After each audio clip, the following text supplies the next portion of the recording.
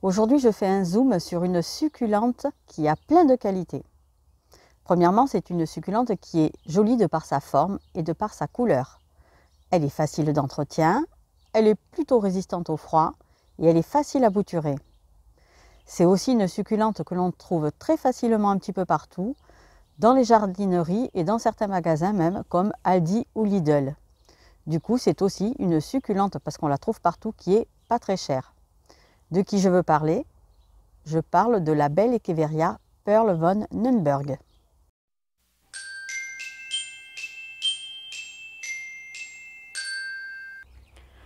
Hola à tous et bienvenue dans mon jardin. Pour ceux qui ne me connaissent pas, moi c'est Nathalie. La vedette du jour, c'est l'Echeveria Pearl von Nürnberg. Comme j'ai du mal à prononcer son petit nom, je dirai dans cette vidéo PVN. Ce sera plus facile et plus rapide. Alors je sais que vous la connaissez tous, cette belle Echeveria, mais comme on ne se lasse pas de la regarder, je vous la montre encore. Voici donc la belle Echeveria Pearl von Nürnberg, la PVN. Vous serez d'accord avec moi, elle est super jolie. Moi j'aime beaucoup cette jolie couleur rose lilas. Elle est magnifique. C'est une Echeveria dont la rosette peut atteindre plus ou moins 20 cm. Alors moi je n'ai jamais réussi à avoir une PVN de 20 cm. Les miennes elles font 14-15 cm. Très jolie Echeveria. Je l'aime beaucoup, même si c'est une des plus classiques entre guillemets, elle est super jolie.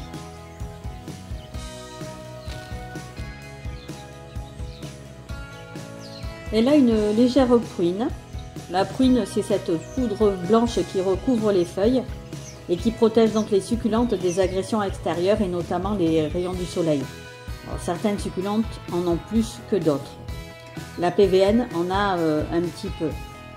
Alors j'ai fait une vidéo pour parler tout particulièrement de la pruine. Pour ceux que ça intéresse, vous pourrez aller la voir en cliquant sur la vignette que je laisserai également à la fin de cette vidéo.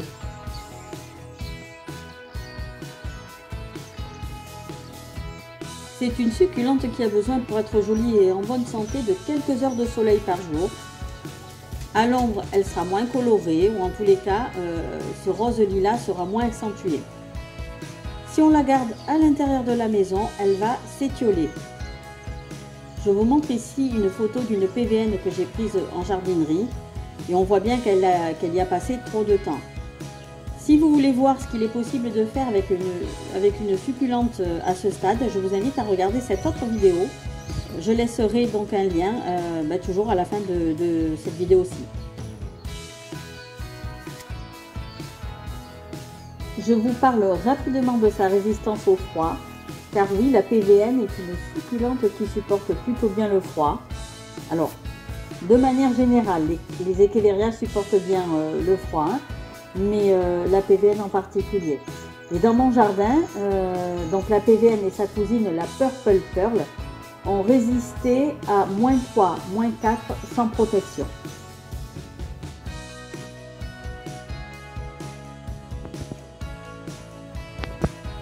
En ce qui concerne la floraison, la PVN est une succulente qui fait pas mal de tiges florales.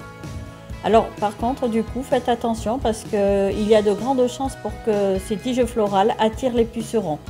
Donc il faut surveiller les tiges florales. Pour ma part, quand je m'aperçois donc que ces tiges florales de la PVN sont infestées par les pucerons, je les retire, je coupe la partie fleurie qui est infestée et je garde la tige pour faire des bébés.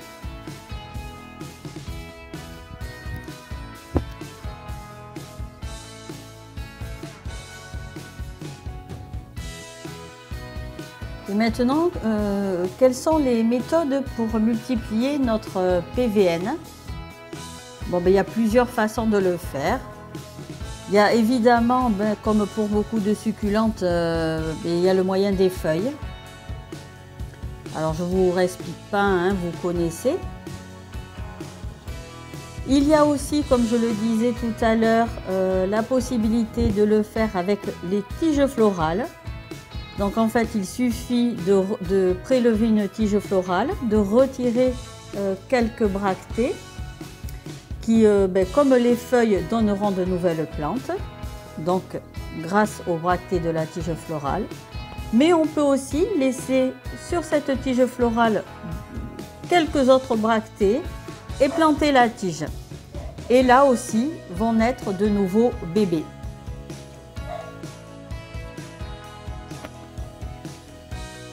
Autre méthode, c'est celle de la décapitation, c'est-à-dire qu'on va couper la tête de la PVN en laissant malgré tout sur la tige quelques feuilles. Donc la tête, on laisse sécher, on replante, donc on n'a pas perdu notre PVN, une nouvelle rosette. Et sur la tige, grâce aux feuilles restantes, normalement, naissent aussi des bébés.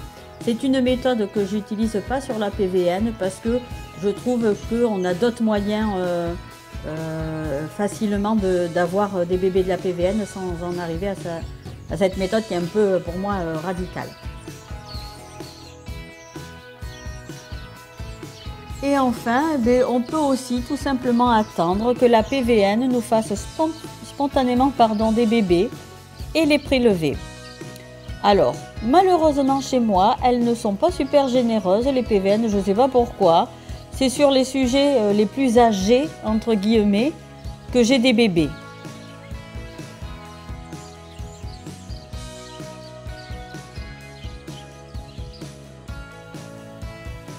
Ici quelques bébés PVN que j'ai reçus. Donc ce ne sont pas des bébés issus de mes propres plantes. Elles sont un petit peu déshydratées, je les ai reçues il y a quelques temps et je voudrais remplir avec une coupe. Donc voici la coupe que j'ai choisie avec les trous de drainage d'origine. Et voici maintenant la même coupe avec des trous que l'on a rajoutés. Moi j'aime bien rajouter toujours des trous de drainage. Voilà, pour me donner un peu plus de chance d'éviter des problèmes lors des arrosages. Ici, on rajoute un petit filet parce que je vais utiliser comme fond, au fond de cette coupe, du charbon de bois. Alors d'habitude, j'utilise plus des billes d'argile, mais j'en ai pas. Et quand j'en ai pas, voilà, c'est l'option charbon de bois que je pile. Et l'avantage du charbon de bois, c'est qu'il a des propriétés antifongiques. Donc là, je fais d'une pierre deux coups, je me fais du drainant au fond de ma coupe et j'espère bien qu'il fera son travail d'antifongique aussi.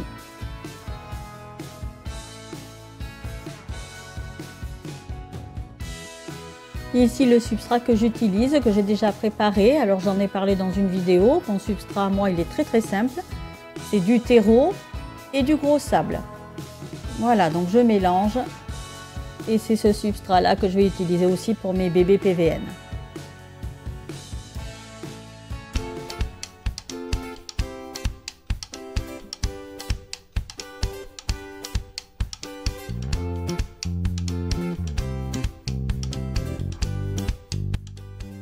Donc je vais commencer à remplir ma coupe avec mes bébés. Donc voilà, j'en profite, je regarde l'état des racines. J'enlève les feuilles mortes à la base. Je vais défaire la motte pour libérer un petit peu les racines avant de mettre en terre.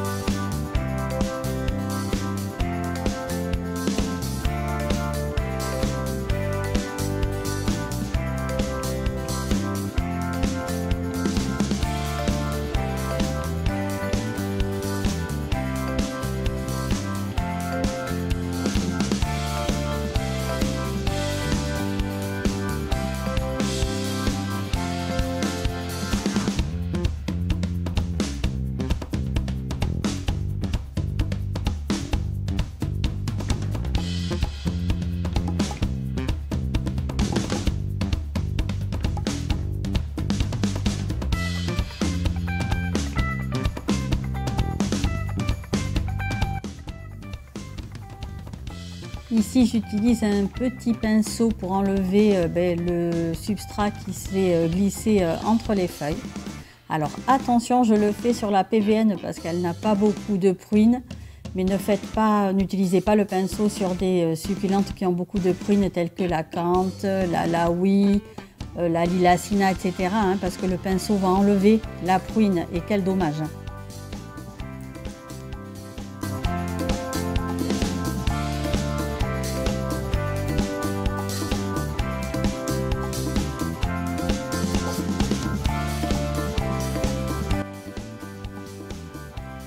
Voilà la partie finale de la décoration. Donc j'utilise des petits cailloux blancs. Je pense que ça va faire ressortir la couleur rose lilas des bébés PVN. Et ça devrait faire très joli en tous les cas. Moi pour le moment, ce que je vois me plaît beaucoup.